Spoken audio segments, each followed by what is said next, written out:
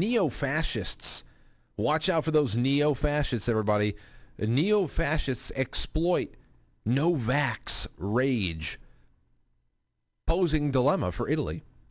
And extreme right parties, violent exploitation of anger over Italy. So then they're not extreme right then. Then they're not extreme right. This is just how you know. Hard right wing means fascism and Hitler, and hard left wing means Mao and Marx and Stalin and all that stuff. No, they're both left wing. They just kind of like take the fork in the road, and one goes kind of nationalist and the other one goes kind of class warfare bullshit. That's really just what it comes down to. There's no freedom in either. So right off the bat, if you understand that, you kind of don't even really know what AP is talking about. So can you imagine the average reader who just reads this as fact? An extreme right party's violent exploitation of anger over Italy's coronavirus restrictions is forcing authorities to wrestle with the country's fascist legacy and fueling fears there could be a replay of last week's mobs trying to force their way to parliament. Yeah, because the mobs were the ones that were wrong. The mandates and the end of life as we know it in all of these once great European states, that's fine.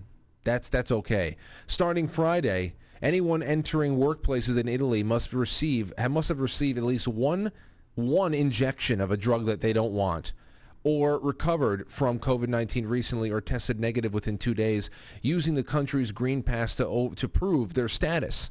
Papers, please. Italians already use the pass to enter restaurants, theaters, gyms, and other indoor entertainment, or to take long-distance buses, trains, and domestic flights. But 10,000 opponents of that government decree turned out in Rome's vast Piazza del Popolo last Saturday in protest that degenerated into alarming violence. Why would anybody? Very alarming. If you want to show up here and wave your signs and do a little bit of chanting and say that you don't like what's happening, but eventually you'll just go home and be good little servants and do what we say, then you can stay.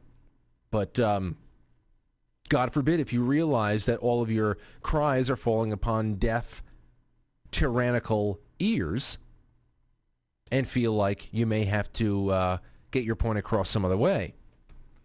It is the mixing and overlap of the extreme right and those against Italy's vaccine mandates that are causing worries, even though those opposed to vaccines are still a distinct minority in a country where 80% of people 12 and over are fully vaccinated. Yeah.